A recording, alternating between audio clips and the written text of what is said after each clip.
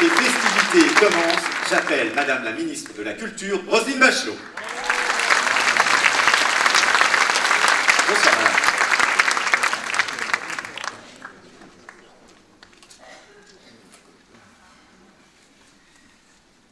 Madame la Préfète, Mesdames et Messieurs les parlementaires, Madame la Vice-présidente du Conseil régional de Nouvelle-Aquitaine, Madame la Présidente du Conseil régional d'Île-de-France, chère Valérie, Monsieur le Président du Conseil départemental de la Charente, Monsieur le maire, Mesdames, Messieurs, chers amis, c'est une joie de vous retrouver, de nous retrouver ici à Angoulême pour ce premier grand festival de rentrée. Merci à Marie-France Brière et à Dominique Besnéard de nous réunir cette année encore. Marie-France, Dominique, on peut vous applaudir dès l'entrée.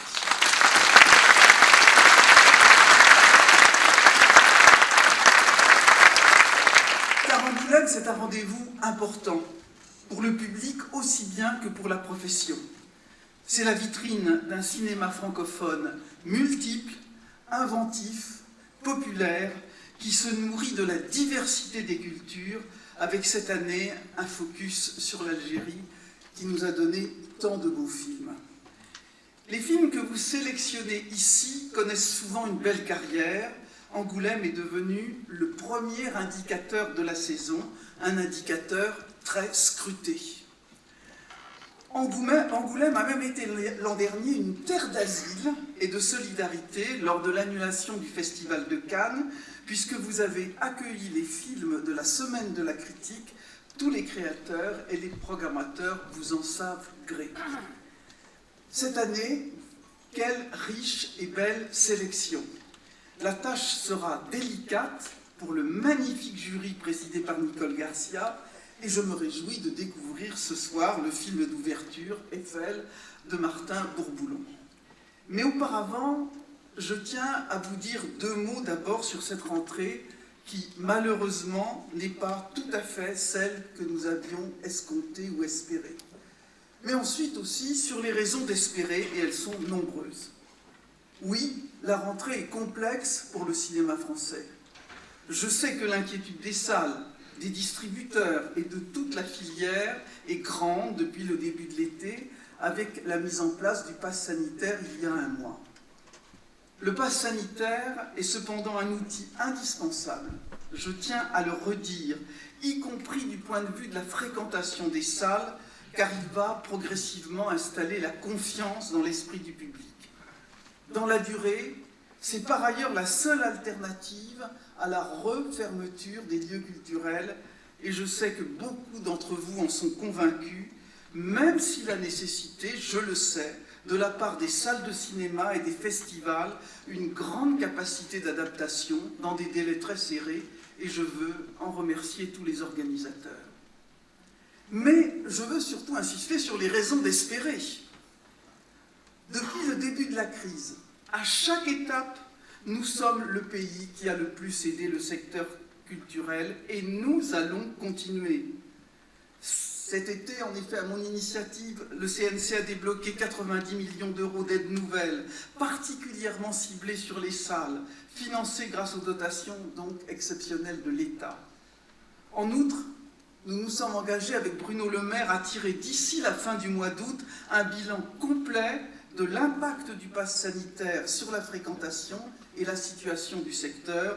Nous trouverons les solutions adaptées aux besoins. Au-delà de la gestion de la crise et des soutiens exceptionnels mis en place pour pallier ces effets, nous avons, ces derniers mois, véritablement repensé, refondé notre modèle de financement de la création, et ce chantier sans précédent est sur le point d'aboutir. La création des œuvres françaises et européennes au cinéma et à l'audiovisuel va être stimulée par les nouvelles obligations de financement des plateformes. Les droits des auteurs de ces œuvres seront mieux protégés, leur rémunération mais aussi leur droit moral. Le tissu industriel des producteurs de ces œuvres sera renforcé dans son indépendance, à la fois artistique mais aussi économique. Nos grands diffuseurs nationaux seront eux aussi renforcés grâce à des assouplissements de réglementation qui ne se feront pas au détriment de la création. Enfin, La chronologie des médias va être adaptée pour tenir compte des besoins du public et de la place de chaque média dans le financement des œuvres. Mais nous nous sommes aussi attachés à deux priorités essentielles pour préparer l'avenir de la création cinématographique et audiovisuelle. La faire rayonner dans le monde et la rapprocher du public de demain, et en particulier des plus jeunes. Le rayonnement international, je crois qu'Angoulême, finalement, est le bon lieu pour l'évoquer. Car la francophonie est au cœur de la politique cinématographique confiée au CNC depuis ses origines. Nos aides sont ouvertes à l'ensemble des pays francophones, et en premier lieu l'avance sur recettes, qui vient d'être réformée pour s'ouvrir encore davantage. Cette politique s'est encore renforcée pendant la crise avec nos partenaires québécois. Je sais qu'ils sont nombreux ici, je les salue. Belges, Sénégalais, Tunisiens, Libanais. Je pense notamment à la création d'un fonds d'urgence pour le Liban. Grâce à cette diversité unique au monde, à ce rôle dans le cinéma international, la France est le deuxième pays exportateur de films. Mais je souhaite que nous renforcions encore l'exposition du cinéma et des productions françaises.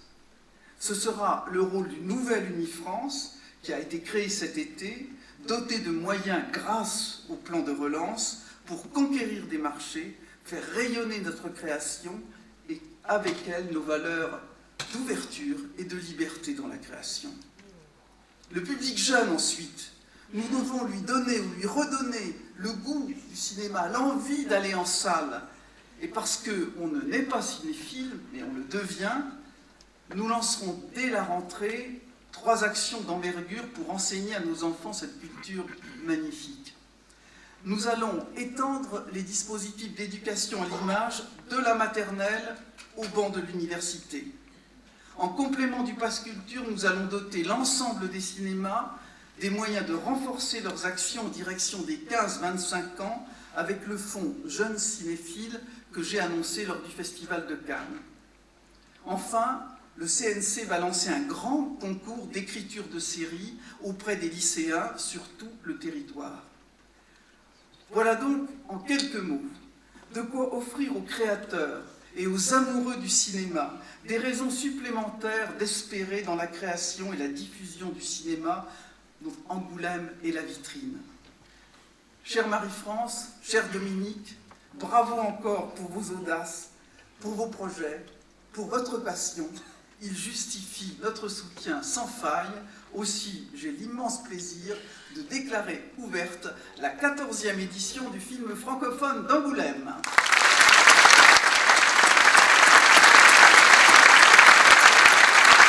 Bravo Madame la Ministre. Est-ce que je vous aide, est-ce que je vous accompagne?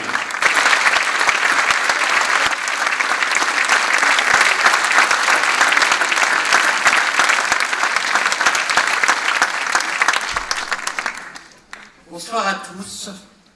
Bonsoir Roselyne, la chère ministre de la Culture.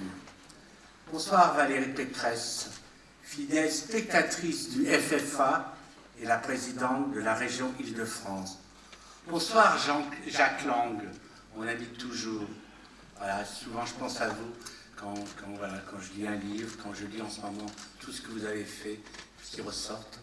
Voilà, merci d'être là. Merci à tous les élus d'être là aussi. Et bien sûr, merci aux Angoumoisins, la famille de cœur, qui est en haut généralement. L'an passé, quand nous avons terminé le festival, Marie-France et moi, nous nous sommes dit quelle chance d'avoir pu rassembler l'année dernière 27 000 personnes sans aucun cluster. Rassurés par les experts des chaînes d'information, nous partions optimistes. La fleur au fusil, vous connaissez la suite. Il empêche que nous sommes là avec vous. Et on sent combien le cinéma vous a manqué, comme le dirait Annie Girardot, ou comme l'a dit Annie Girardot. Marie-France et moi, nous avons une devise, la force et la lumière. Bon festival.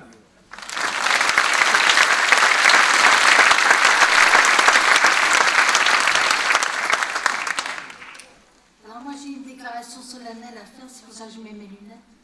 Il y a 14 ans, j'en avais pas. Moi j'étais... On avait vu des photos? Enfin, passons. Je voudrais remercier tous ceux qui nous soutiennent, partenaires publics et privés, ceux qui ont toujours été là, Angoulême et le Grand Angoulême. Merci Xavier Bonnefond. Le département, merci Philippe Couty. La région, merci Alain Rousset, représenté ce soir par Madame Claveau. Le CNC, merci Olivier Enrade et Julien Neutre, notre protecteur. Bienvenue à France Télévisions, quel bonheur. Merci à Mauboussin, cher Alain Nemar, à la Maison Villevert, chère Isabelle et Jean-Sébastien Robiquet. Bienvenue à la BNP Paribas. Merci de tout cœur. Merci à Richard Mille, merci à Pure Essentiel, cher Marco. Merci à Brive-les-Bains, merci à la Banque Rothschild Martin Morel, cher Marie Escudier. Merci à LVMH, merci à Cognac d'Eau, merci à de Richebourg, à Orange, à Eden Park, chère Véronique. À la SNCF, à Danone, à Engie, à Carrefour, à Randstad, à Dami, Silverway, Transpalux et Audience. Sans vous tous, merci Jacques Lang, vous ne m'avez jamais lâché. Je m'en souviendrai toujours. Sans vous, le festival n'existerait pas. Merci à vous tous. Et merci à Dominique et Marie-France encore une fois.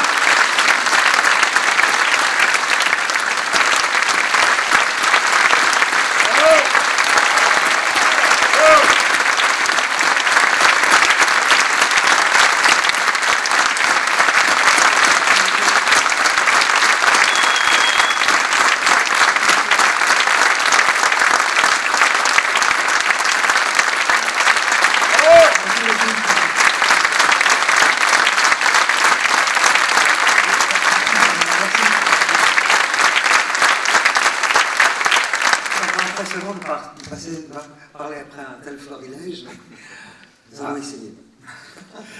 Nicole, il faut que je vous raconte une petite histoire. Il y a longtemps, avant le premier FFA même, Dominique voulait me voir pour me parler du FFA et me proposer de travailler ici. Et je lui dis, bah, écoute, là je ne sais pas comment on peut se voir, je suis en vacances sur l'île d'Orée. Il m'a dit, ça tombe bien, je vais chez Nicole demain, je passe te voir. Et là, voilà, 14 festivals plus tard, vous arrivez enfin. Et pour moi, c'est un véritable bonheur. Voilà. Et je suis sûr que c'est un bonheur partagé. Qu'en est-il de votre bonheur d'être la présidente de ce jury? Eh bien, écoutez, je suis très contente de parler devant cette honorable assemblée, de parler devant Madame le ministre, Monsieur les ministres.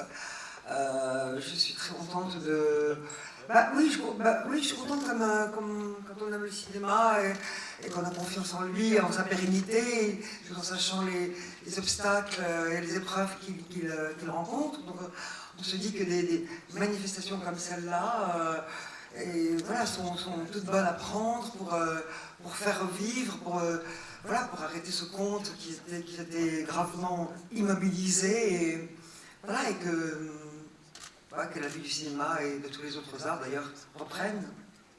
Alors je vous bien propose... parlé là. Très bien, très bien. Et je vous propose maintenant que l'on fasse connaissance avec les membres de votre jury, si vous le voulez bien. Ben non, je peux rester là aussi par là. Très bien, aussi, ça me va pareil. On y va? Allez, je les appelle.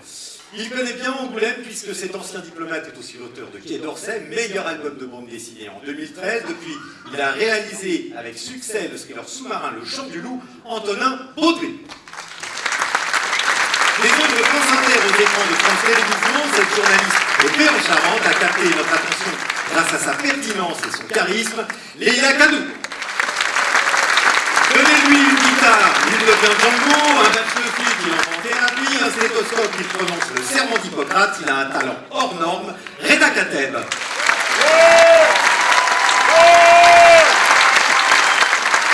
Elle a habillé Deneuve, Adjani, Sigourney Weaver, Marion Cotillard, Jeanne d'Arc, Aline Dieu ou notre présidente. C'est une des plus grandes costumières du cinéma français qui d'ailleurs donnera sa classe de maître le 27 août, Catherine Leterrier. Avec Elsa Triolet, Simone de Beauvoir, Marguerite Duras, elle est l'une des rares femmes de lettres à avoir reçu le prix Goncourt pour son roman Trois femmes puissantes. Elle a aussi écrit pour le théâtre et a été jouée par notre présidente, Marielle Gaille. On l'a découverte à Angoulême dans l'étudiant d'émotion Henri. On l'a revue ici dans l'annonce Flou et vous allez la découvrir durant le festival dans Anne et Vin qu'elle a coécrit Noémie Schmitt. Enfin, en 2017, elle a remporté le Valois de la mise en scène et le Valois du public pour son film Une famille syrienne. Il va bientôt s'attaquer à une famille royale avec son film sur le roi Baudouin, Philippe Andeleu.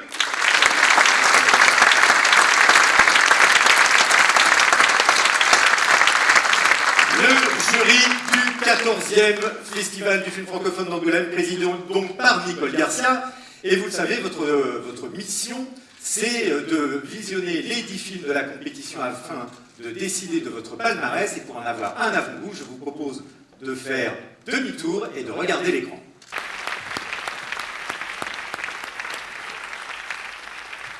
Bonsoir. Bonsoir Anne. Bonsoir. Merci d'avoir accepté cette invitation à être la présidente de ce jury étudiant. Alors qu'est-ce que vous attendez d'eux et qu'est-ce que vous allez partager avec eux?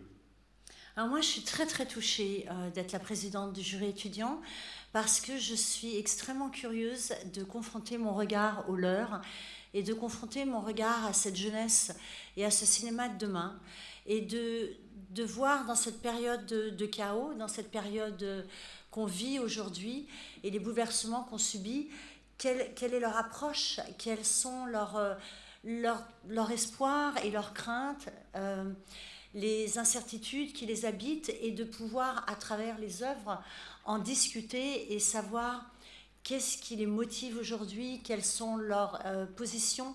Et je suis extrêmement reconnaissante à Marie-France Bruyère et Dominique Lesner, vraiment, de m'avoir proposé cette mission que voilà, je serais ravie de vous rencontrer demain, le jury étudiant, et de partager ce moment rare avec vous. Merci. Merci beaucoup Anne.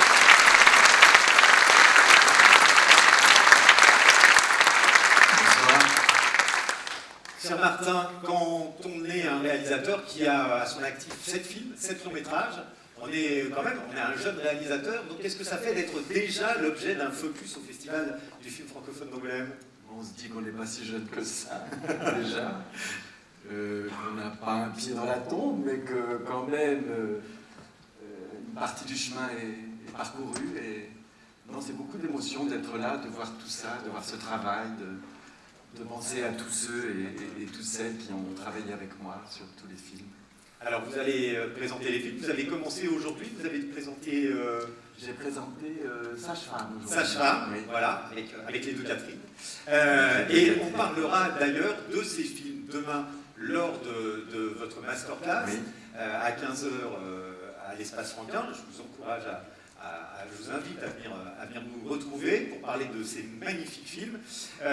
Une masterclass durant laquelle interviendront aussi nos amis de Memento, qui sont vos distributeurs, qui ont distribué Sage-Femme et La Bonne Épouse. Tout à fait, les autres ont été distribués par Michel Saint-Jean. Par Michel Saint-Jean et Diaphana, à qui on a rendu hommage il y a quelques années. Voici Les bijoux de famille de Memento, qui est représenté ce soir, je crois. Enfin, je ne sais. Anthony.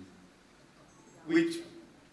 Bon, écoutez, en tout cas, il sera là, voilà, pour parler avec nous demain aussi des bijoux de famille de Memento, au bout du compte, le passé, Marguerite, le merveilleux 120 battements par minute et le merveilleux Un triomphe qu'on avait découvert l'an passé ici au festival et qu'on redécouvrira.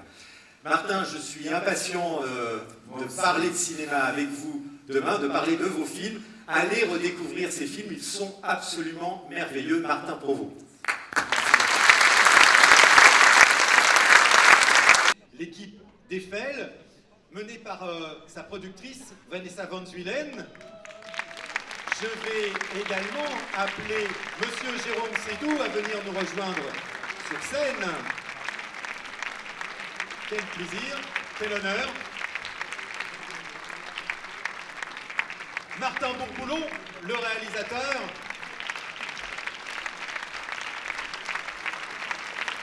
Et le magnifique couple vedette de Eiffel, Emma Mackey et Romain Duris.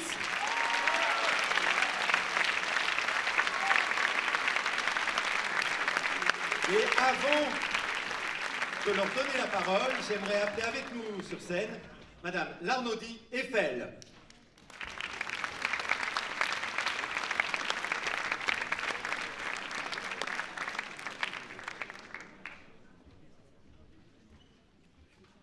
Bonsoir madame.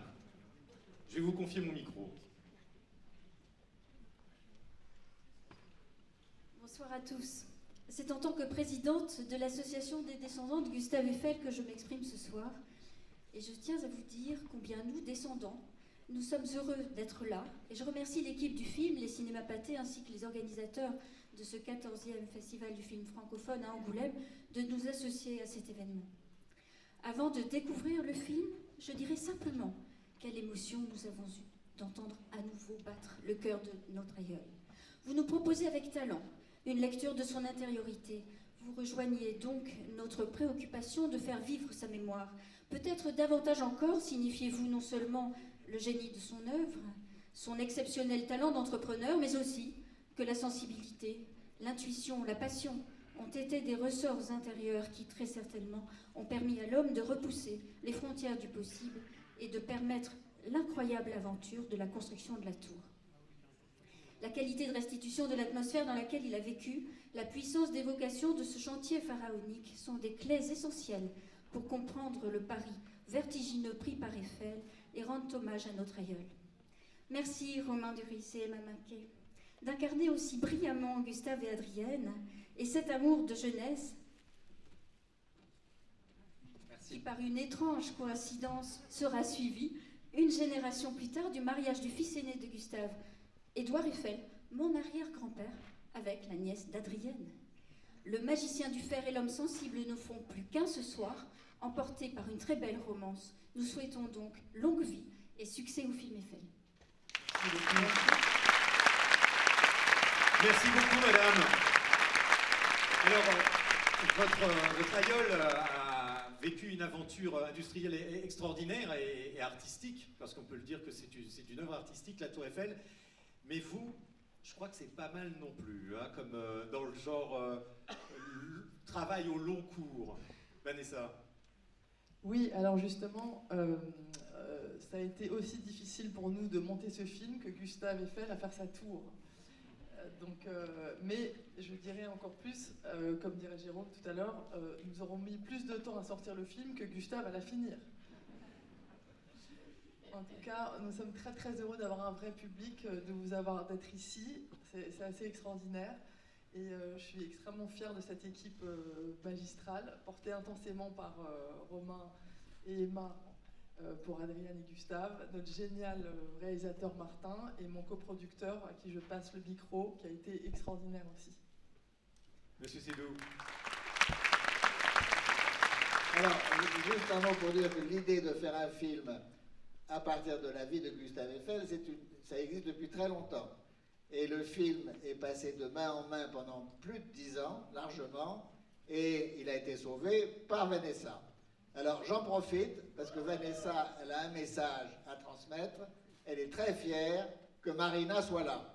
Alors Marina, bravo d'être venue. Merci Marina. Et je tiens d'ailleurs à profiter pour ceux qui ne le savent pas, que la structure de la Statue de la Liberté à New York est due à Gustave Eiffel.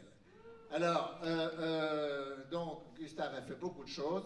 La Tour Eiffel a été bâtie en 26 mois, et d'arriver au film, on a dépassé, je crois, 15 ans. Voilà. Donc, peut-être on n'en fera pas un deuxième. Voilà. Et je passe la parole à Martin Bourbelon, le metteur en scène. Sans lui, on n'aurait rien. Donc, Martin, à vous. Merci Jérôme. Merci à tous sincèrement d'être là. C'est extrêmement émouvant pour nous parce qu'effectivement, on sort tous d'une période délicate et c'est la première fois ce soir qu'on confronte ce film avec du public. Donc c'est particulièrement chaud au cœur. On passe notre vie quand on fait des plans et à tourner des scènes, à se poser la question en permanence de comment va réagir le public, à quel moment il va être touché. On essaie de penser à lui en permanence. Et ce soir, on l'a en vrai, avec un peu des masques, mais en vrai quand même. Et ça fait vraiment très très chaud au cœur par rapport à tout ce travail qu'on a fourni. Un immense merci à Jérôme et Vanessa et toutes les équipes de Pathé menées par Ardavant Saffaé qui ont effectivement permis que ce film existe. Et puis, vous n'avez pas encore vu le film, mais je pense que vous allez vous laisser tenter et séduire par le talent de ce duo que j'ai adoré filmer. Et voilà, je vous les laisse un instant et profitez vraiment d'eux à l'écran, ils sont magnifiques. Bon film à tous.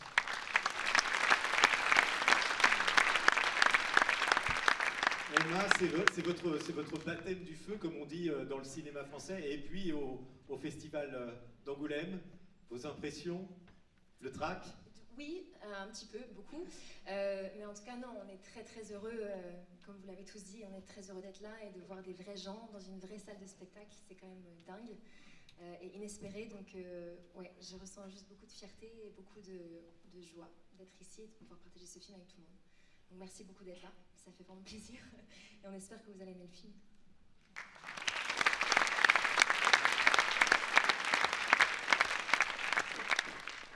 Romain, Gustave. Bonsoir.